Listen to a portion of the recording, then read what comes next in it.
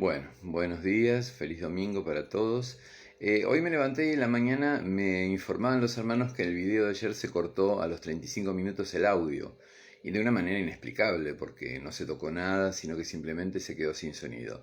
Yo creo que como yo estaba tratando el tema de los mandamientos, no me dejaron seguir adelante y tengo que retomar este séptimo sacrificio, como decíamos hoy en día, el significado simbólico de los sacrificios en el templo aún persiste, digamos, el contenido y está hablando del séptimo sacrificio y justamente en este punto está hablando acerca de la conciencia en guardar mandamientos, la conciencia cotidiana, el estudio de la palabra para conocer cuáles son esos mandamientos, para tener claro en todo momento, digamos, de a qué nos llama el Señor en su palabra, y en la medida de nuestros esfuerzos, no de nuestros resultados, eso lo estaba diciendo, procurar con toda diligencia. Vamos a tener torpezas, obviamente, vamos a tener caídas, vamos a tener problemas porque somos así. Y de eso justamente es un poco de lo que quiero hablar ahora. Y, pero bueno, que es obviamente, esto no da lugar a ningún tipo de duda, que la necesidad de estudiar los mandamientos de la palabra, especialmente los más importantes, ¿no? Y hacer todo de nuestra parte para cumplirlos. Y cuando no podemos cumplirlos, tenemos la herramienta del perdón de los pecados que el Señor nos dio y está expresada en el libro de Romanos, este proceso de crecimiento espiritual. Romanos 12, versículo 1, versículo 2 nos muestra que el deseo del Señor no es que nuestra vida sea una vida de crisis, sino una vida de crecimiento. Muchos de los que están escuchando esto y que han estado en el Seminario de la Gracia van a entender que de buena parte de lo que voy a hablar ahora tiene que ver con el estudio de vida cristiana. Vida cristiana. Qué tremendo, hermano. Vida cristiana. Una vida de piedad, una vida en la que nosotros vivimos para hacer la voluntad de Dios y nos preguntamos, piedad significa eso. Preguntarnos en todo momento qué es lo que Dios quiere que yo haga, cómo es la forma en la que Dios quiere que yo viva o que yo obre en esta circunstancia, o cuál sería el camino que Dios elegiría. Y entonces, bueno, obviamente para eso necesitamos conocer los mandamientos de Dios, no hay vuelta posible, pero ¿por qué yo hago insistencia en esto? Porque tengo amigos en Estados Unidos, amigos en otras partes del mundo, y muchas veces me comunico con ellos y les comparto, vos sabés que hay un mal endémico que es, yo sé que es solamente en Latinoamérica. No ocurre en otras partes del mundo, sino que es un problema del Evangelio en Latinoamérica.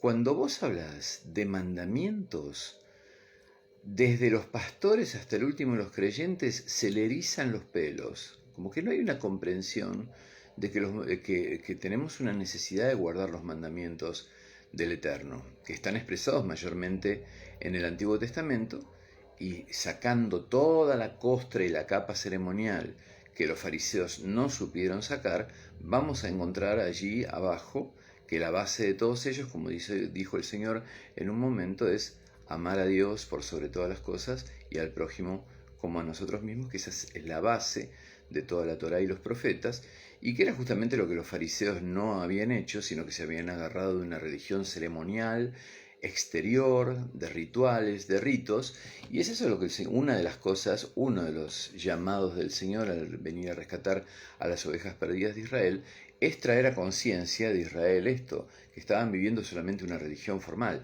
que tenían que buscar detrás de la Torá el sentido y el significado espiritual verdadero. Y es lo mismo que estamos llamados a hacer nosotros hoy, y a rescatar todo esto de lo cual el Señor predicó. Por ejemplo, en el partimiento de los panes y los peces, ¿usted qué cree que estuvo durante horas desde la mañana hasta la noche predicando el Señor? ¿En qué cree que consistían sus discursos como rabino, como era considerado él un maestro en Israel? ¿En ejemplos de los pájaros, de las piedras, de los árboles? No, hermano.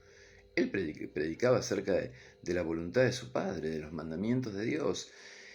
Hay una aclaración que yo la hago porque me imagino que muchos de los que están viendo este video se van a sorprender porque van a decir de qué está hablando, es una cosa más que obvia, pero para otros va a ser una verdadera revelación. Cuando yo hablo con estos pastores amigos míos, les digo, vos sabés que acá no podés hablar en la Argentina y por lo que yo sé en Latinoamérica de guardar mandamientos, porque a todo el mundo enseguida se le erizan los pelos y empiezan con expresiones como legalismo, ley, que la gracia suplantó la ley, locuras teológicas, locuras, desvaríos teológicos, que hoy en día se han asumido como verdades, como postulados doctrinales verdaderos, y que si nosotros lo hablamos con cualquier pastor norteamericano o europeo que esté más o menos bien formado, nos va a decir, no te puedo creer, es una locura. Entonces, sabemos por la palabra, y lo voy a decir sencillamente porque quiero seguir adelante con la prédica, pero creo que el propósito por el cual Dios permitió que se parara el video ayer en la parte de los mandamientos es hacer esta pequeña aclaración. Por lo que es claro, clarísimo en la palabra, por la revelación del apóstol Pablo queda más que claro, pero también estaba claro en la Torá, cuando el Señor habla en los profetas de darnos en esta nueva etapa, en este nuevo, no por decir pacto, pero estas nuevas noticias, de Él un corazón nuevo y un espíritu nuevo para que nosotros podamos guardar la Torá, escrita ahora no solo en tablas de piedra, sino en las tablas de nuestro corazón. Lo que es clarísimo y lo único que podemos decir en relación a la diferencia entre la ley y este tiempo de gracia que se inaugura en el principio de la palabra, porque si hay algo, si hay un concepto que acompaña toda la Biblia, es la gracia. El tiempo de la ley es un tiempo limitado al lado de los tiempos de gracia que empiezan desde la misma creación del universo, del mundo, esta recreación del mundo. Lo que nos dice el apóstol Pablo, que lo único que no puede hacer la ley, lo único que no está explicitado en esto, que es el carácter de Dios, la ley sirve para contarnos cuál es el carácter de Dios y cuáles son las expectativas grandes, altas y santas que Dios está teniendo y que sabe perfectamente que nosotros no podemos cumplir, porque conforme dice Romanos 3:23, estamos destituidos de la gloria de Dios en Adán, ya desde Adán. Entonces el Señor sabe que eso es incumplible, pero el propósito de transmitirnos su carácter y las formas de su reino a través de la ley es mostrarnos la grandeza de su gloria, la grandeza de su santidad y su carácter, y la seriedad con la que tenemos que acercarnos a un Dios santo, a un Dios glorioso, a un Dios que todo lo tiene bajo su dominio, que es omnipotente, omnisciente, omnipresente, creador del universo. Entonces, cuando nosotros nos encontramos en la Torá con quién es Él y cuáles son los principios espirituales sobre los cuales ha puesto sabiduría, discernimiento, instrucción para la creación y para la vida del hombre, nos encontramos con requerimientos imposibles. Y el más imposible de todos y el único que no se puede alcanzar por el cumplimiento de la ley, por la observancia, digamos, de la ley, es la salvación. El apóstol Pablo lo pone clarísimo, por las obras de la ley nadie se salva, pero es lo único, es lo único. Todo lo demás, las prescripciones para llevar adelante una vida cristiana, cómo debemos comportarnos, cómo deben ser nuestras formas, cómo debe ser nuestro trato, a dónde debe apuntar nuestra vida de piedad, cuáles son las metas de nuestra vida de oración, cómo debemos entender los procesos espirituales del universo, cuál es nuestro panorama y nuestra configuración ética dentro de la cual nos tenemos que mover. Hermano, no lo va a sacar de otro lado que no sea la Torá.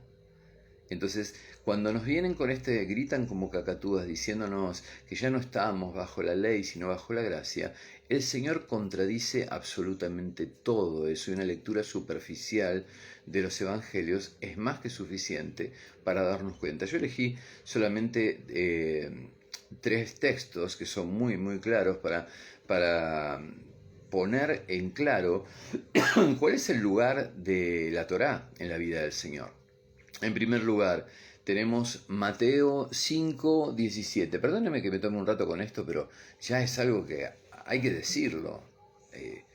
No podemos seguir más escondiendo. Esto es el llamado que tenemos en este tiempo. Este es el tabernáculo de David que estamos restaurando en este tiempo, ¿sí?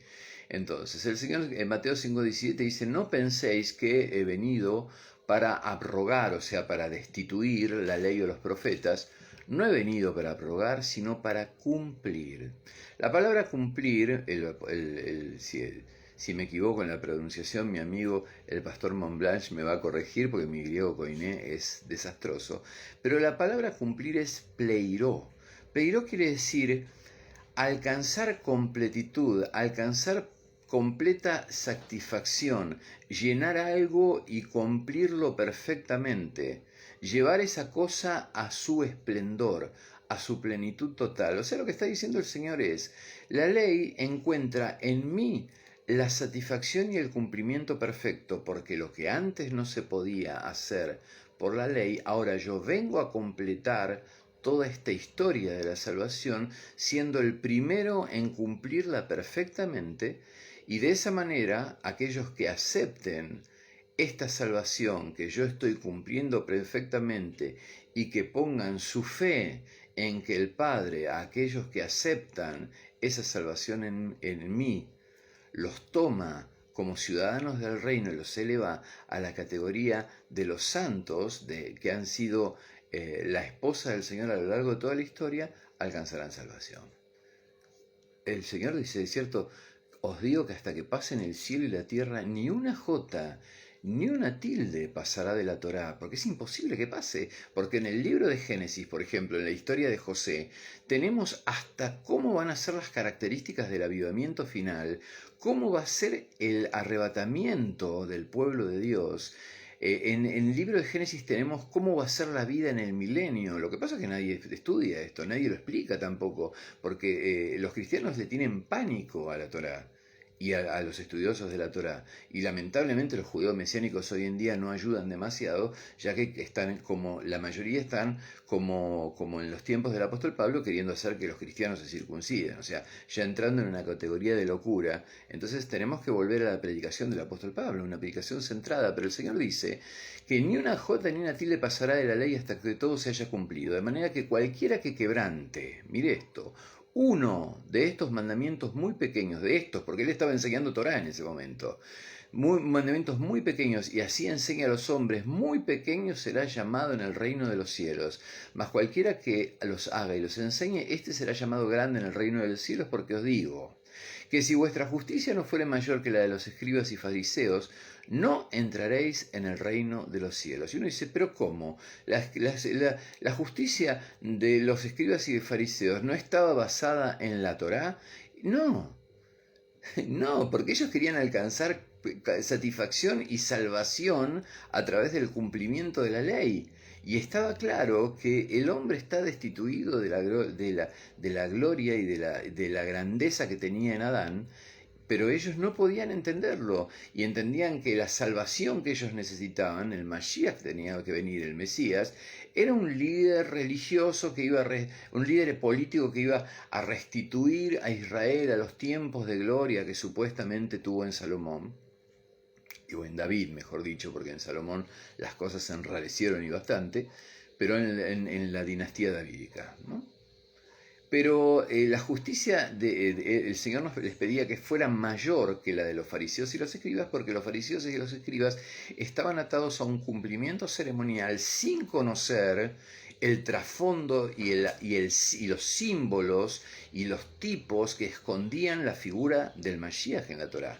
Estaban delante de la Torá realizada y llevada a su plenitud, y no lo podían reconocer porque estaban cegados, de la misma manera que los cristianos hoy están cegados respecto de la Torá. En esa época ellos estaban cegados respecto del Mashiach. O sea, nosotros ahora tenemos ceguera respecto de todo lo que con un cuchillo cortamos Antiguo Testamento, lo cual es una locura para cualquiera, porque esto quizás suena raro, pero cualquier estudioso de la palabra, y por eso le hablo de mis amigos, que con los que tengo permanente contacto en Estados Unidos y en Europa, me dicen, no, pero es increíble que en Latinoamérica se esté predicando así. Sí, es increíble, pero esta es la predicación que nos hemos comido, hermano, y que tiene que ser limpiada. Hemos cortado con un cuchillo y ahora el Antiguo Testamento no tiene nada que ver con el Nuevo Testamento. Cuando el Señor es el cumplimiento que hace de las dos cosas una sola, y ahí se termina el plan de salvación que empieza en Génesis capítulo 3, cuando el Señor condena, el Eterno condena a la serpiente diciéndole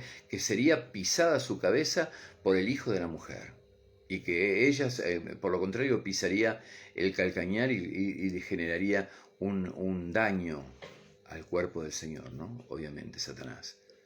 O sea, ahí termina el plan y ahí se completa todo. Y ahí el pensamiento inicial del Eterno, que es un pensamiento de gracia, se cumple en el regalo y la gracia maravillosa que tenemos de la salvación en nuestro Señor. Pero los mandamientos, hermano, los tenemos que cumplir. ¿De dónde cree usted que saca el Señor los mandamientos acerca del amor? Todo lo que Él hace, Él no da ningún mandamiento en los evangelios, da uno solo. Y se explicita perfectamente cuando lo da. Juan 13:34, un mandamiento nuevo os doy, que os améis unos a otros como yo os he amado, que también os améis unos a otros. En estos conocerán todos que sois mis discípulos, si tuvierais amor los unos por los otros. ¿Qué hace Él? Él junta dos mandamientos que ya están dados en la Torá, que yo justamente me puse a buscar hoy a la mañana para poder compartirlos. Uno sin dudas es el mandamiento que lo llaman el gran mandamiento, que está en Deuteronomio capítulo 6, versículo 5, amarás a Yahweh tu Dios de todo tu corazón y de toda tu alma y con todas tus fuerzas. Y el que no conoce Torah va a decir, bueno, pero lo del prójimo como a sí mismo, eso lo puso el Señor. No, eso es un mandamiento que está en la Torá. Levítico capítulo 19, versículo 15, versículo 18, no te vengarás ni guardarás rencor a los hijos de tu pueblo, sino amarás a tu prójimo como a ti mismo, yo Yahweh. Entonces lo que él hace es una combinación de ambos mandamientos, poniéndose él en el lugar del Hijo de Dios, como lo era la Torá viviente, como dice él en Juan capítulo 1, la palabra hecha carne, la Torá hecha carne, y da este mandamiento, los combina en el amor dentro de la iglesia. Entonces, ahora yo no solamente amar al Padre y amar al prójimo, sino dentro de mi cuerpo, ámense unos a otros como de la manera en que yo los amo. Aparece un Dios que no solamente recibe el amor, sino que ama. Conocemos el verdadero carácter del Eterno en Yahshua, en su Hijo. Perfecto. Entonces, acá está muy claro en Mateo 5 el lugar eminente que tenía para el Señor la Torá y el lugar eminente que tenían los mandamientos. Entonces alguno que quiere salirse con la suya va a decir, no, pero no ves que ahí dice los mandamientos que él está dando en el Nuevo Testamento, los nuevos mandamientos de él. Si usted observa, el Señor no está dando ningún nuevo mandamiento en ninguno de los evangelios. Este es el único mandamiento que él señala como una excepción. Lo agrega y se cerraron los mandamientos, que es este. Lo demás que lo vemos hacer a lo largo de los 4 evangelios es poner sacar a la luz el verdadero sentido de la Torá y explicárselo a los judíos, al pueblo de Israel, porque todas las instrucciones que vemos en los evangelios son para Israel. Como él mismo dice, he venido a buscar a las ovejas perdidas de la casa de Israel. Entonces le dice, chicos, están hace miles de años con esto y no se dan cuenta que ustedes dicen no fornicar como una cosa así, pero lo que pasa acá adentro no pasa nada. Y en realidad el trasfondo es que si ya tus ojos se van detrás de la mujer del prójimo, eso te demuestra a vos que no basta sentirte santo con un cumplimiento exterior, sino que sentite destituido de la gloria de Dios, porque en tus pensamientos no hay nadie que te pueda salvar. Y que por más que los controles, siempre va a haber una verdad, que es que estás destituido, como dice Romanos 3:23, de la gloria de Dios, y no vas a hacer nada con cumplimientos exteriores y formales. No es que él está condenando porque nosotros le miramos la pollera a la vecina. Entonces, entonces no solamente fornicación, esas predicaciones que vemos a veces que son ridículas, donde quieren tomar el Sermón del Monte como una serie de prescripciones, cuando lo que está haciendo el Señor en el Sermón del Monte es desmontar el aparataje exterior de los fariseos y mostrarles que pese a todo lo exterior que hagan, están destituidos de la gloria de Dios y necesitan la salvación por gracia en Yahshua. Es lo mismo que hace Pablo en Romanos 1 y 2, ni más ni menos. Entonces, ese es el lugar preeminente, es el lugar importantísimo que el Señor le da a la Torá. Por otro lado, quisiera compartir también en la misma dirección una reafirmación de lo que yo estoy dando. Se acerca uno de los escribas en Marcos 8 y el Señor le dice, acercándose uno de los escribas que lo había oído disputar y sabía que les había respondido bien, le preguntó, ¿cuál es el primer mandamiento de todos? Y el Señor les dice, el primer mandamiento de todos es, oye Israel, el Señor nuestro Dios, el Señor uno es. O sea, les habla del gran mandamiento de Deuteronomio capítulo 6, lo que se llama el Shema Israel. Es esto. Es el más importante mandamiento para Israel. Y amarás al Señor tu Dios con todo tu corazón y con toda tu alma y con toda tu mente y con todas tus fuerzas. Este es el principal mandamiento. Todo esto está en Deuteronomio capítulo 6, que recién lo leímos. Y el segundo es semejante. Amarás a tu prójimo como a ti mismo. Vuelve al mandamiento de Levítico que recién les leí. No hay otro mandamiento mayor que estos. Entonces el escriba le dijo, bien maestro, ¿verdad? Has dicho que uno es Dios y no hay otro fuera de él, y el amarle con todo el corazón, con todo el entendimiento, con todo el alma y con todas las fuerzas, y amar al prójimo como a uno mismo, es más que todos los holocaustos y sacrificios. La tenía clara, el fondo de la Torá es espiritual, no es sacrificios y holocaustos, es espiritual, y hay que buscarlo en su simbología en los sacrificios y holocaustos. El Señor entonces, viendo que había respondido sabiamente, le dijo, mire lo que le dice, no estás lejos del reino de Dios. Y ya ninguno osaba preguntarle, porque el hombre le contesta, basado en la Torá, el Señor le dice, no estás lejos. No estaba lejos, estaba a un paso. El reino de Dios lo tenía enfrente y era el mismo Señor, que estaba parado delante de él.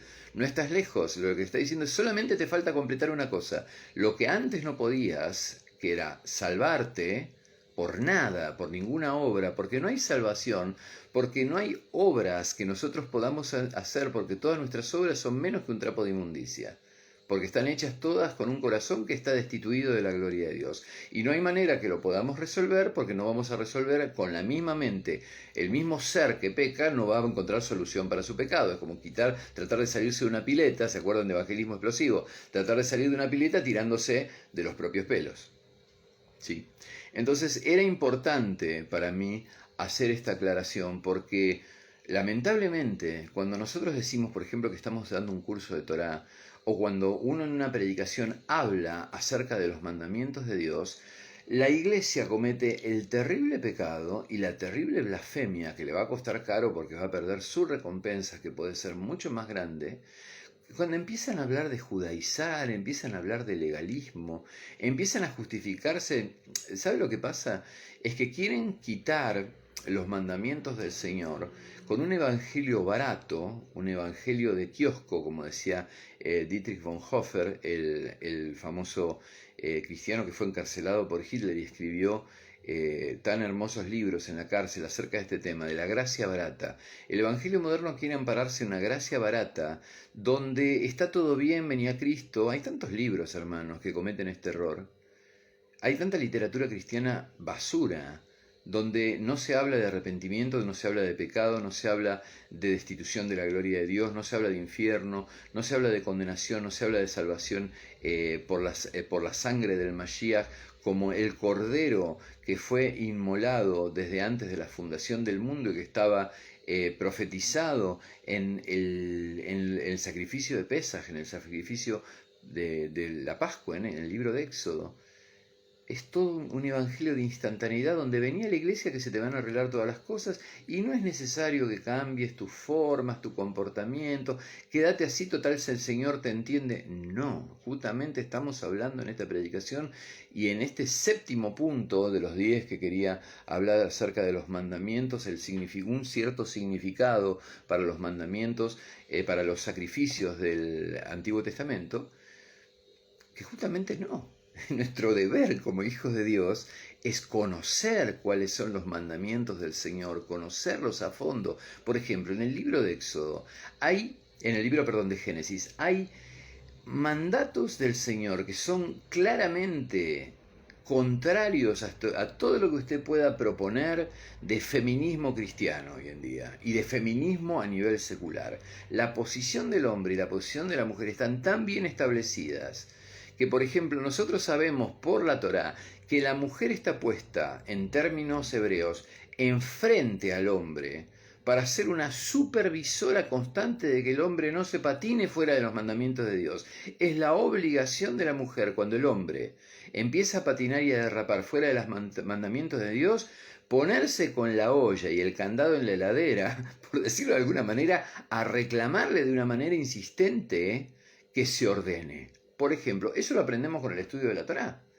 Eso es un detalle de las tantas cosas, de por qué, por ejemplo, el faraón, el Señor permite después del quinto aviso a Faraón. Habían pasado 5 plagas y hasta ese momento el faraón había endurecido su corazón porque él quería. Después de la quinta, el Señor le endurece el corazón, lo cual nos indica que hay un tiempo para la gracia y después la gracia no es infinita. Hay un punto en el que se pasa la raya y ya el Señor toma a esa persona y la endurece él para 3 cosas: que se vea que él no es ningún esclavista y deja que las personas vivas como eligen vivir. Segundo, sacarle la careta a los falsos arrepentidos, como Faraón, que decía, sí, anda, yo he entendido que... Y después se daba vuelta a Moisés y hacía lo que quería, y hoy en día hay mucha gente así falsa, que sigue mintiendo y mintiendo y mintiendo. En un momento el Señor los deja que vivan bajo la perversión de su propio evangelio, endurece su corazón, como decía el apóstol Pablo, que certifica esto diciendo que en el tiempo del anticristo, por cuanto muchos no amaron la verdad, les sería enviado un espíritu de engaño para que lo crean y se pierdan. Hermano, ayer estaba hablando con un hermano que decía que pastores, hijos de pastores muy conocidos, están haciendo reuniones donde se juntan y supuestamente entran como en un éxtasis donde son arrebatados al tercer cielo y reciben revelaciones de parte del Señor y después se ponen a contar desde el púlpito qué es lo que el Señor les habló en revelación. Una locura. O sea, ya hemos llegado a ese nivel donde ¿quién le hace entender a esa gente que está bajo dominio de espíritus engañosos? Y el tercer motivo por el cual el Señor endurece el corazón de Faraón, en lo que es algo que no está contradiciendo el libre albedrío, sino que ya le dio 5 plagas para arrepentirse, es que él quiere mostrar, convertir lo que él preparó en un vaso que podía usar, en un vaso de ira y en un vaso de juicio, para mostrar sobre Faraón su increíble poder. Entonces esta discusión de que si la gracia se termina, si hay un punto en que la gracia vamos más allá o más acá, o si el Señor tiene perdón infinito, o si en algún... todo eso se resuelve estudiando Torá. No hay otra manera. Es lo que el Señor predicaba, es lo que se pasó 15 horas predicando en la partición de los panes y los peces, que la gente estaba agotada de escucharlo horas y horas hablar, revelando de la misma manera que haría el apóstol Pablo, revelando cuál era el significado espiritual detrás de los mandamientos de la Torá, incluso de los ceremoniales. Entonces creo que es una discusión que ya tiene que ser agotada, porque si los cristianos no entendemos esto, que somos un pueblo adosado, injertado a la salvación de Israel, como bien usted lo puede estudiar en Romanos 11, y no que Israel ha sido desechado, sino que nosotros somos adosados en una salvación donde hay un plan perfecto en que somos salvos primeramente nosotros para que ellos ahora, en lo inmediato Judá, los judíos, sean llamados y movidos al arrepentimiento y descubran quién era verdaderamente el Mesías, y después las 10 tribus junto con nosotros sean arrebatadas a Jerusalén. Si usted no entiende el plan de salvación como está escrito en la Biblia, no como quieren reescribirlo los teólogos modernos, entonces vamos para el desastre. Bueno, igual todo este movimiento, me alegró mucho ver unos videos de Abel Zavala. Veo que hay muchas personas que ya están entrando en la comprensión completa del plan de salvación. Este paréntesis yo creo que me permitió el Señor para hacer en este tiempo. Saludo al pastor Ocaño. El pastor estaba justo citando, rebobina después que estaba citando cosas que aprendimos con usted en Vida Cristiana. Un gran abrazo para el siervo de Dios y un gran agradecimiento, hermano, porque estas cosas las vimos en el Seminario de la Gracia con tanta claridad, nos formaron con tanta claridad, con tanta sencillez y con una exposición tan clara de la verdad, que yo le doy gracias al Señor por haber tenido el privilegio de ser parte de ese seminario. Entonces, estábamos hablando de esto, la necesidad de estudiar, de releer. El cristiano tiene que tener un tiempo de lectura de la palabra extenso por día, así como necesita un tiempo de oración extenso. Un promedio de creyente, 1 hora de palabra, 1 hora de oración. Póngale media hora de palabra y 1 hora de oración. Pero un líder, un pastor necesita mínimo 2, 3 horas de oración y 2 horas de estudio de la palabra mínimo. Y hemos encontrado que estudiando la Torah se nos pasa el tiempo, se nos va el tiempo en chequeo, Antiguo Testamento, Nuevo Testamento, porque cuando estudiamos la Torá, lo más obvio es que lo que más vamos a estudiar es Nuevo Testamento, no Antiguo Testamento, porque es en las revelaciones del apóstol Pablo donde nosotros tenemos las explicaciones de los tipos y las sombras. Y a eso dedicaba su predicación el apóstol Pablo, que se iba a las 2 de la tarde, se contrató en Éfeso, el estadio de Éfeso, y durante 2 años estuvo enseñando ahí. A eso dedicaba el tiempo el Señor, cuando se paraba en una ciudad y durante horas y horas y horas explicaba la Torá de su Padre en términos ahora mirando, apuntándolo a él como la realización, como decíamos recién, el pleiró, la plenitud de la ley, el cumplimiento. Así que habiendo pasado este punto, sigo con la prédica de ayer. El octavo sacrificio, digamos, que el Señor nos pide en este tiempo, es una confianza, emuná es la palabra, que frecuentemente es traducida como fe y como fidelidad, pero el significado real es este de emuná, el significado real de fe, así como estaba recién recordando el pastor Ocaño, y cuando hablábamos en Vida Cristiana de la fe como el título de propiedad sobre las promesas que hay en la palabra de Dios. La fe como la seguridad, la certeza objetiva, no subjetiva, de que todo eso nos pertenece, de que todo eso está preparado para nosotros. Entonces, esa confianza, esa emuná, esa fe, ese andar en fidelidad detrás del cumplimiento de la palabra, esa misma fidelidad, esa misma emuná, esa misma fe que tiene el Señor en nosotros, bueno, esa confianza hay que orar, hermano, para que continuamente eso esté en aumento. Y eso es uno de los propósitos grandes de la oración. Tenemos que confiar que Él sabe mejor que nadie qué hacer con nuestras vidas y nos da lo mejor, aun cuando nosotros tengamos serias diferencias con lo que Él nos da. Y yo veo una revelación en el apóstol Pablo cuando él dice que pese a que las circunstancias externas no sean desfavorables y nuestro cuerpo se desgaste, va creciendo en nosotros un depósito de gloria. Ese depósito aparece también en la Torá como algo que es acumulable. Hay muchas cosas en la fe que no son acumulables, pero hay algo que es esa emuná, esa confianza que vamos teniendo a medida que vamos viviendo una vida en la palabra y las cosas que el Señor nos ha prometido se van cumpliendo en nuestra vida y empiezan a surgir estos sentimientos espirituales. Y después quiero hacer una parte respecto de los sentimientos y el emocionalismo en el Evangelio. Van surgiendo esta emoción de ver que Él es fiel, porque caminamos como Él nos dijo que caminábamos y recibimos lo que Él nos prometió que recibíamos. Entonces, esa confianza, el apóstol Pablo nos revela que es acumulable, son como lingotes de oro que se van juntando en nuestro interior y esa pila se va amontonando, así que cada vez tenemos más y más confianza. Él lo expresa de esta manera, dice que nuestro exterior se desgasta, pero en nuestro interior se va creciendo un depósito de gloria. Ese tiene que ser uno de los motivos de nuestra oración. Ese es el octavo sacrificio del cual quería hablar, esa emuná, ese bitajón continuamente en aumento, ¿sí? Y que tenemos que pedir a través de la oración.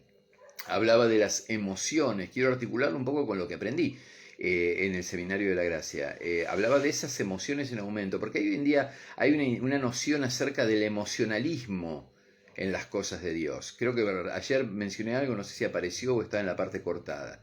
Las emociones. Yo conozco hermanos que si ellos no sienten la presencia en la oración o en el culto no sienten la presencia, creen que el Señor no estuvo ahí. Un error, pero cuando parece que no leyeron nunca cuando el apóstol Pablo dice que no caminamos por vista sino por fe. Y no solo la vista incluye todo esto. Estamos hablando del emocionalismo, de necesitar evidencia de nuestros sentidos para tener una vida espiritual. Lamentablemente hoy en día grandes adoradores, personas que yo creo que tienen un corazón volcado hacia el Señor, que ya están también entrando en el proceso de corrupción que obviamente entra cualquier persona que tiene trato constante con dinero y con mucho dinero, pero iniciaron esta tendencia acerca de el ámbito de gloria y el ámbito de presencia, y que si nosotros nos sentimos en un culto, la presencia manifiesta porque el Señor fracasamos y que el culto fue un fracaso. Un culto de Dios nunca es un fracaso, hermano. Si usted no tiene emociones es porque no tiene por qué tenerlas, porque el Señor lo ha dispuesto así, o porque usted no está en ese momento en una situación apropiada, no por lo emocional, sino para recibir absolutamente nada del Señor. Y el problema es suyo si usted no recibe en un culto, no es del Eterno. La Iglesia de Jesucristo ha sido llamada a levantar sacrificios espirituales de alabanza y de adoración a Él, así dice Primera de Pedro, casa espiritual compuesta por piedras que están ejerciendo esa función sacerdotal, y Él es el Rey. Y Él es el que no suelta nunca a la iglesia debajo de su mano. Es su iglesia. Lo vemos en las cartas de Apocalipsis, que para muchos son anticipos de los 7 períodos que iba a pasar la iglesia. Y aún en los períodos de mayor corrupción, Él llama a la iglesia su iglesia. Iglesias como la de Sardis, totalmente corruptas, son su iglesia. Les da advertencias, les da elogio, les recomienda cosas, ¿sí? Así que para aquellos puristas que dicen que porque la iglesia hoy en día no es la iglesia, el otro día estaba escribiéndome con uno que era vergonzoso las cosas que me decía, que la iglesia como ahora no lleva adelante la doctrina de los discípulos, entonces esta iglesia no es del Señor. El Señor nunca pierde a su iglesia de la mano. Y para los puristas les quiero aclarar que si ustedes quieren ver lo que era un avivamiento como el de Samaria, vayan y miren la locura que ocurre en África, por ejemplo, donde está todo mezclado y vienen los brujos a recibir con los escudos llenos de idolatría y los tiran ahí, mientras está al lado de ellos el misionero alemán que está hace millones de años en África. Una mezcla, hermano, así era en Samaria la cosa. Ese es el evangelio primitivo. Si usted quiere un avivamiento como el del evangelio primitivo, va a haber una mezcla de cosas para la cual nosotros tenemos que estar preparados, porque así va a ser el último avivamiento. No va a ser dentro de términos de purismo, ni la excelencia y la perfección del evangelio de los apóstoles. No, porque ellos no lo vivían. Ellos lo que vivían era gente confundida que venía con pensamientos, como vamos a ver hoy en día, gente que viene con idolatría, con pensamientos de igualdad de género, con abortistas, con gente que vienen con toda esa basura en su corazón, y los vamos a tener a todos dentro de la iglesia. Y esa es la marca de la iglesia avivada. La iglesia que echa la red, como decía el Señor, y saca toda clase de peces. Me estoy yendo muy por las ramas de la predicación de ayer, me van a disculpar, pero bueno, es domingo de la mañana y tengo muchas ganas de compartir esto con ustedes. Así que este tema del emocionalismo en las cosas de Dios es un arma no de doble filo, de triple y de cuádruple filo. Lo que yo aprendí en mis años de seminario es lo siguiente, en mi discipulado más básico: el tren de nuestra salvación está constituido por la locomotora, que es la palabra de Dios, y los hechos de Dios, detrás de los cuales va el primer vagón, que es nuestra fe. Ese vagón va arrastrado por un hecho concreto, que es la palabra de Dios, y esa fe es una fe objetiva, no subjetiva. Tengo fe, un sentimiento. La fe no es un sentimiento, la fe son hechos. Yo creo, entonces hago, ¿sí? Fe acompañada de obras. No existe otra fe, no existe otra fe. Porque si usted cree, hace lo que usted cree. Es lógico, hacemos aquellas cosas que están en nuestra cabeza y en nuestro corazón. No hacemos contrariamente a lo que está en nuestro interior, si no seríamos esquizofrénicos. Entonces, obviamente, la fe va acompañada de hechos. Entonces, el vagón primero que va detrás de esa locomotora es la fe y la vida de piedad que nosotros tenemos cuando ponemos en acción la palabra de Dios. Y el tercer vagoncito que va atrás son las emociones, pero no emociones, hoy entré en la presencia, de pronto sentí que me iba y que me caía un manto dorado. No hablo de esas subjetividades que generalmente cuando las investigamos tienen muy poco de revelaciones o de manifestaciones del Espíritu Santo y son más fantasías y compensaciones psíquicas y anímicas de hombres. Estoy hablando de una emoción, la que hablábamos recién, la emoción que surge de ver al Eterno cumpliendo con su palabra en nuestra vida. Nosotros obedecemos y Él detrás de eso nos da una señal de que Él estuvo ahí y que está agradado con nosotros, y a nosotros se nos llena el corazón de que hay un Dios que es recompensador de aquellos que creen en Él, y esas emociones espirituales son el tercer vagón que constituyen el tren de nuestra vida de fe. Quiero hablar del noveno sacrificio, ya para ir terminando. Tiene que ver con nuestro comportamiento diario y el examen y el ir detrás de nuestra conducta. Usted va a decir, oh, no, pero este está dando una predicación ético-moral, donde nos tenemos, no, pero si yo me dejo llevar por el Espíritu de Dios me va a guiar. Mire, no le digo la palabra que me viene que decía mi abuela para una ocasión como esta. Observe lo que es bíblico. El apóstol Pablo escribe sus epístolas. Vamos a ver Romanos, cualquiera, Gálatas, cualquier epístola. Él tiene una primera parte donde él comparte con los hermanos aquellas inquietudes por las cuales le habían escrito. Aunque no se olvide que son epístolas, es literatura epistolar, no son los libros del Antiguo Testamento, son cartas que se encontraron por ahí. Entonces, en la primera parte él responde las inquietudes, tiene una comunicación con los problemas que estaban viviendo las iglesias en ese momento, pero en todas, sobre el final, en los últimos capítulos, véalo en Romanos, véalo en Gálatas, vean todas, Primera de Tesalonicenses, él empieza a dar consejos prácticos de cómo se tiene que comportar la congregación. Les recuerda cómo él les enseñó de cómo debían comportarse conforme a la Torá de Yahweh, incluso los gentiles. Obvio, él les enseñaba, no les iba a enseñar la Torá vista desde el punto de vista hebreo, les enseñaba la revelación de la palabra, apuntando al Mashiach para no cargarlos ni sobrecargarlos con ceremoniales, ni con rituales, ni con prescripciones que eran solamente para Israel y que no tenían nada que ver con ellos. Lo vimos ayer cuando hablábamos acerca en el comienzo, cuando leímos el texto cabecera de la predicación, de lo que decía Santiago, y bueno, y él se dedicaba a esto, a enseñarles cómo un hijo de Dios, como un siervo del Eterno, como alguien que formaba parte del reino de Dios, tenía que tener un comportamiento acorde a la palabra.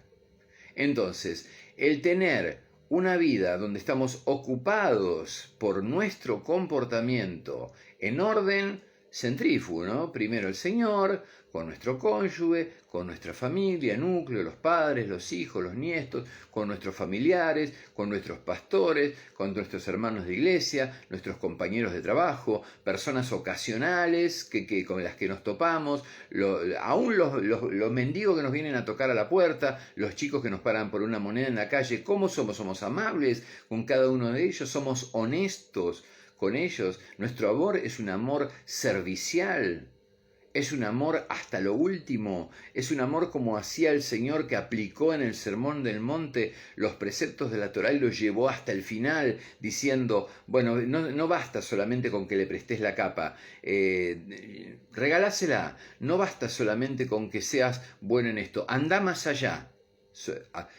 ¿Tenemos ese amor ágape dentro nuestro? ¿Lo estamos poniendo en acción en el mundo? Amor ágape le decimos en griego, ¿no? Es el amor ahabá, el amor sacrificial, un amor espiritual, el amor espiritual de Elohim por ellos. ¿Somos reflejo de ese amor, del mismo amor con el que Dios los ama? ¿O nos acercamos a las personas con algún interés, con alguna ventaja?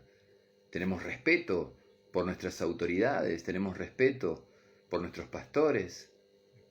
¿Tenemos conciencia como pastores de aquello que nos demanda la palabra, de cómo tenemos que tratar a nuestra congregación, no como señorío, no como si fuéramos los dueños, sino como una parte más del cuerpo de Cristo que tiene una función y un ministerio así como lo tienen todos, que no somos ni más ni menos, sino que somos una parte a la que le corresponde el presidir nada más y el tener esa función de poder ir al Eterno y saber que es mediante la mente de Cristo, 1 Corintios, lo que hay en el corazón del Padre para la congregación y volcarlo hoy?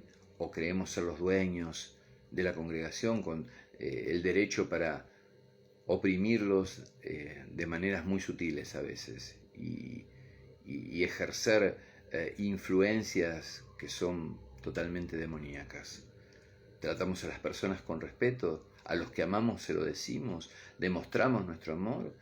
¿O somos indisponibles emocionales? Creemos ser los grandes siervos de Dios, pero cuando alguien se ofende con nosotros, cerramos la boca, ponemos el cartelito no estoy disponible, y nuestra esposa nos habla y nosotros nos callamos, nos hacemos los otros, y eso es un demonio, se llama indisponibilidad emocional. Es un tremendo pecado. ¿Observamos nuestro carácter? ¿Hacemos autoconfrontación de nuestra vida? ¿Nos confrontamos con la palabra constantemente para ver si estamos caminando como corresponde?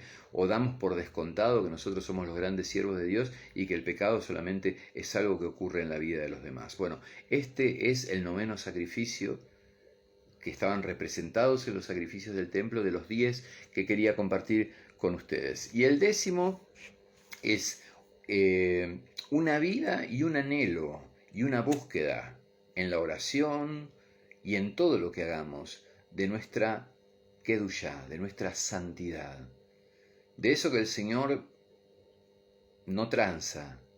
Santidad, ser separados para Él. Sed santos, sed separados, sed kadoshim, dijo el Señor, como yo soy kadosh, como yo soy santo.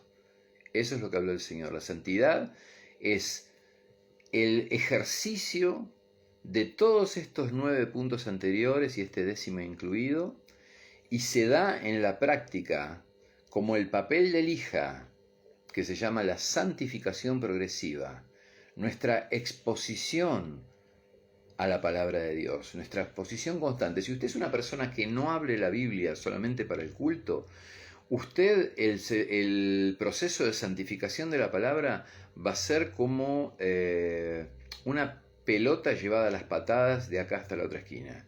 Porque el Señor va a estar trabajando con usted en la palabra que Él le hizo accesible en la prédica el sábado o el domingo. No se la mandó porque sí, para que usted la escuche y se mire en el espejo y siga igual. Él la mandó para decirle, bueno, yo estoy trabajando en este aspecto en tu vida. Hacete cargo y empezá a prestar atención. No, el hermano va, escucha, es una ilustración la palabra, como parece que es en una cantidad de iglesias hoy en día, donde lo más importante es la alabanza, donde lo más importante es el momento que todo el mundo habla en lenguas. No, el punto central es la comunión que tenemos, sí, en la adoración como pueblo, pero el punto central es la palabra, donde el Señor se manifiesta y le dice al pueblo, ¿por dónde andamos en el proceso de santificación? A ver, ¿cuál es el punto en el que me quedé la semana pasada? ¿Cómo estuviste esta semana con lo que yo hablé con vos la semana anterior? Eso le pasa al creyente promedio que no abre la Biblia en toda la semana.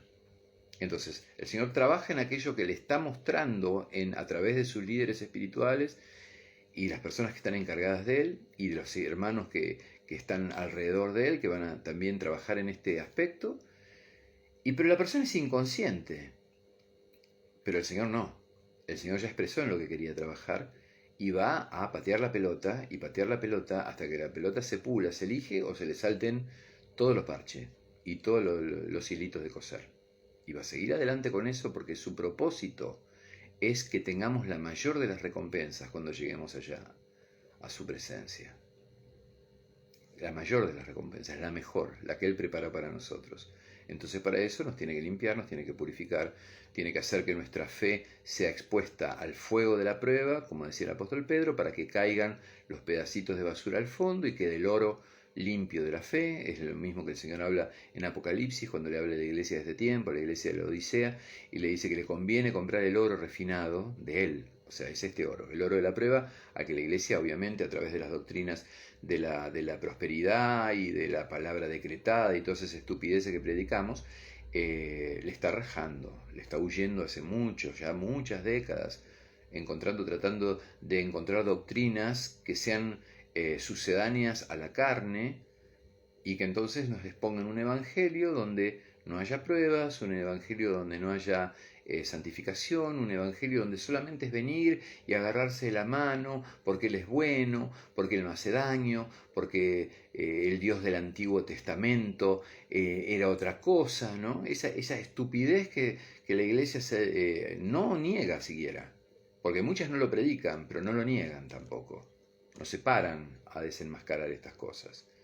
Entonces, la santificación es el proceso más importante después de nuestra salvación. Somos santos instantáneamente cuando aceptamos el sacrificio en la cruz de Yayo y aceptamos vivir bajo la palabra del Eterno. Perfecto. Pero después de eso viene un proceso a través del cual el Señor nos va acomodando para alcanzar la estatura del varón perfecto, la dimensión de la fe del varón perfecto que es nuestro Señor, que por fe, pero también por obediencia, dice el libro de Hebreos, llegó a ser lo que fue y a hacer lo que hizo. Obediencia. Él que era perfecto necesitó también que sea ejercida sobre él las cosas que nos preparan para la obediencia. Por obediencia. Usted lee eso en Hebreos capítulo 12 y se queda helado. Entonces, la santificación es este proceso por el cual, si usted es un creyente promedio que no abre la Biblia en toda la semana, solo le va a hablar el Señor cuando tenga oportunidad de hablarle, a través de la palabra. ¿Sí? Crea en el Señor hablando a través de la palabra. Manifestaciones espirituales, me parece que Dios me dijo, me parece que Dios me habló. Desconfíe de todo eso, desconfíe. Porque muchas veces es la misma carne, muchas veces es también Satanás manifestándose en eso. No digo que no existan los dones espirituales. Mi vida es testimonio de eso. Mi primer ministerio siempre fue ministerio profético, sé de lo que se trata, sé de lo que es cuando el Señor envía una palabra, porque sobre eso se asienta el ministerio profético actual, la capacidad de poder discernir cuál es el pecado que está dando vuelta y cuál es la palabra que el Señor quiere que se baje para poder ordenar toda esa situación. Ese es el ministerio profético actual, por lo menos en mi experiencia, y es lo que yo veo bíblicamente también. Entonces, la santificación, si usted no agarra la palabra, es un proceso que le va a ir por atrás, le va a ocurrir, pero su vida va a ser la de una pelota llevada a las patadas por el Señor, a través de la iglesia, de acá a la otra cuadra y la otra cuadra y la otra cuadra, hasta que el Señor venga o usted parta con el Señor. Pero si usted es una persona que tiene habitualidad diaria, establece una comunicación con el Señor a través de la palabra, que es, el Señor me habla a través de la palabra y me indica un camino a seguir en este tiempo, para este día, en este momento, y yo a través de la oración le contesto, le respondo a esa demanda de Él, y a través de los hechos de obediencia en mi vida. Las situaciones cambian, el proceso que el Señor quería iniciar tuvo victoria, más o menos, total, parcial. Él vuelve a enviar a través de la palabra el siguiente día cosas que completan eso, que lo perfeccionan, que lo amplían o hacen que empecemos a mirar otro aspecto de mi vida espiritual. Y así, hermano, ese trabajo de papel de lija para sacar todas las imperfecciones, todas las impurezas a lo largo del tiempo que nosotros estemos en esta vida, ese es el 10º sacrificio.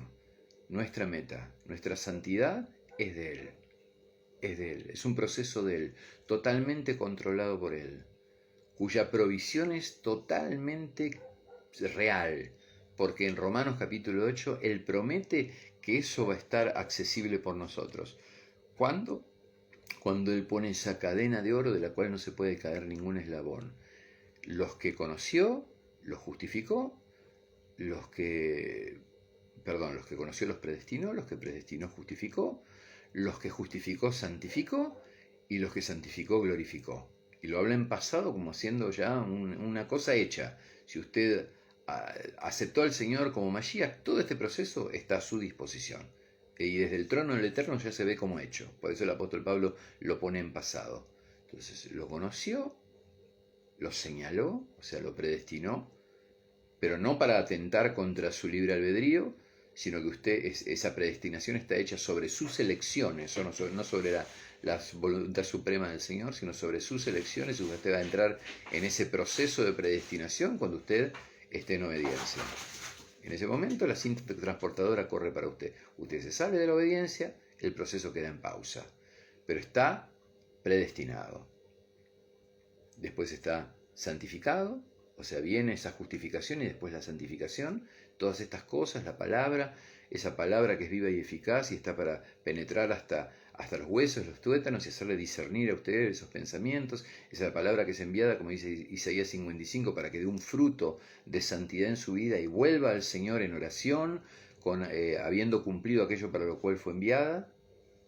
Esa palabra de la que habla el apóstol Pablo, ¿sabe que esa palabra no es el Nuevo Testamento? ¿Sabía usted eso? Que cuando Pablo habla de toda la escritura es inspirada por Dios, todavía no estaba ni escrito el Evangelio de Marcos y las cartas de los apóstoles no estaban reunidas todavía como un canon, como un cuerpo que luego sería un cuerpo doctrinal. No, cuando Pablo escribe eso, toda la escritura está hablando del Antiguo Testamento. Cuando el autor de Hebreos dice que toda la escritura es como una espada de doble filo que entra y penetra hasta los huesos, está hablando del Antiguo Testamento, lo que llamamos nosotros el Antiguo Testamento, que es la palabra de Dios, porque hasta ese momento tampoco se había escrito ningún evangelio. Marcos todavía no había desandado toda esa cantidad de papelitos que tenía tirados por ahí de haber anotado durante años las prédicas y las palabras de Pedro, a quien acompañaba y de quien era asistente. Cuando Pablo le dice a Timoteo, te recomiendo que perseveres en la doctrina de tus padres, ¿no? ¿Qué doctrina está hablando? Volvemos a lo mismo. Toda la Biblia, lo que los hebreos llaman la Tanaj. No hay una diferencia entre Antiguo y Nuevo Testamento. Todo eso es la instrucción, los planes, la preparación y la revelación de todo el plan de salvación, que obra sobre nosotros, muy especialmente lo querían mencionar en este último y 10º sacrificio, representación, quería hacer una homología entre los sacrificios del Antiguo Testamento, y es por eso que presentamos esta predicación hablando, los vamos a recordar como se hace habitualmente en homilética, en el primero de todos ellos, el pedir el espíritu de temor, como habíamos dicho, el espíritu del ruaj de temor, el espíritu que no es una aprehensión o un respeto, no, es espíritu de temor. El segundo tenía que ver con la obediencia y la sumisión a su voluntad y no la nuestra. El tercero tenía que ver con la oración, el mejor sacrificio recibido de parte del Señor y para el Señor es nuestra oración, una oración que Él determina, cuya dirección Él determina para que sea perfecta. El cuarto sacrificio, nuestra adoración, como esa adoración del tabernáculo de David, ¿sí? Esa adoración cara a cara, esa adoración hecha desde la debilidad, esa adoración de manos levantadas, esa adoración de danza en lo íntimo con el Señor, esa adoración entregándole toda nuestra vida desde nuestros tropiezos, desde nuestros problemas, no obviándolos, no declarando ni decretando no sé qué cosa, no desde la ficción y la impostura de una oración que no tiene nada que ver con nuestra realidad cotidiana ni con nuestro sentir, sino como lo hacía David: Señor, estoy quebrantado, estoy en el fondo del pozo, pero pacientemente esperé y me hiciste sacar del pozo cenagoso de la desesperación. Una adoración honesta. El quinto sacrificio es la intercesión, eso sí que es un sacrificio, ponerse en el lugar de, poner el cuerpo en el lugar de, interceder y cubrir, y ya hablamos que hasta incluso la palabra nos habla de interceder por Jerusalén. Y bueno, agárrese porque ahí le van a venir verdaderamente una gran guerra espiritual donde usted va a ver que esta es una oración bíblica. El séptimo sacrificio, como mencionamos hoy, tratar de cumplir los mandamientos en todo lo que nuestras capacidades y nuestras torpezas nos hagan posible. Y si no se puede, hermanos, ahí está el perdón de pecados para que podamos seguir caminando, ¿sí? Y Él está contento de que corramos al trono de misericordia para hallar gracia y el oportuno socorro que necesitamos cuando estamos destruidos, porque no pudimos dejar de hacer las macanas que no podemos dejar de hacer y que sin embargo seguimos siendo responsables por ellas. El octavo sacrificio, hablábamos de esta confianza, este deseo y este trabajo espiritual que hace el Señor en nosotros de acumular como esos lingotes de oro, ese depósito de gloria del cual habla el apóstol Pablo, continuamente en aumento, como un ruego en oración: Señor, más confianza, más emuná, más dependencia. El noveno sacrificio como la búsqueda de la mayor impecabilidad. El apóstol Pablo decía que seamos irreprochables, como luminarias irreprochables en medio de una generación perversa. Hermanos, si eso no le habla acerca de que tenemos y las cartas de él, en el final de las cartas constantemente él, hermanos, hagan las cosas así, hagan. Fíjese que los modos que él usa, el tiempo verbal que él usa es imperativo. No dice, esperen que el Espíritu Santo venga y los renueve. No, renueven su mente. Él pone un tono imperativo, háganlo ustedes. No va a venir el Espíritu a hacerlo por ustedes. El Espíritu les dio todo el bagaje, les dio todas las herramientas, los alentó, tienen todo ese respaldo atrás de la experiencia que ya tuvieron con el Señor, pero ahora tienen que cruzar el machimbre, por un machimbre el abismo. Tomen fuerza en eso que ya saben que fue cierto cuando lo hicieron y crucen ese abismo, pero crucenlo ustedes. El Espíritu Santo no va a venir con alitas para hacerlo cruzar. Si usted está sentado en una congregación esperando que el Espíritu lo cambie, espere eternamente. La transformación viene de que usted ponga por obra las cosas del Señor, por obra, que lo haga usted, ¿sí? Que se decida y se determine, porque la fe es decidir hacer la voluntad de Dios. Es un planteo activo, objetivo, no subjetivo.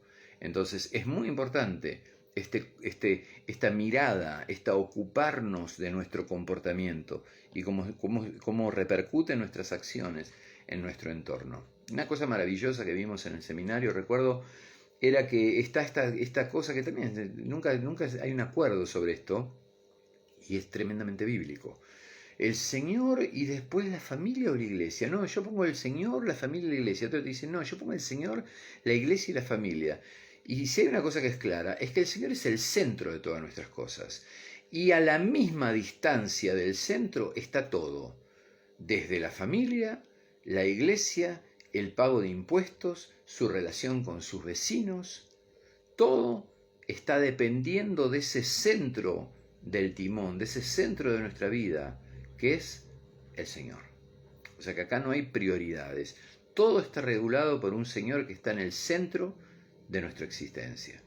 Y bueno, y el 10º sacrificio, este anhelo y esta meta por poder vivir conscientemente y con agradecimiento este proceso de santificación, este papel de lija que viene para sacarnos estas impurezas, este fuego que el Señor manda, para que nuestra fe sea una fe que nos permita, como dijo el Señor, estar de pie delante de la venida del Hijo del Hombre. Cuando Él venga en poder y gloria, como Rey, como juez, para juzgar este mundo, tener esa presencia espiritual, ese depósito de gloria interno, esa confianza, esa fe, esa humildad, esa seguridad en que nuestras obras vinieron de Él, suficientes como para poder levantar nuestra cabeza y estar en pie delante del Hijo del Hombre. Son palabras del Señor sobre las cuales tenemos que meditar. Así que bueno, quería completar el mensaje que no quedó completo en el día de ayer. Espero que esta vez haya quedado completo. Dios los bendiga y nos estamos viendo muy pronto.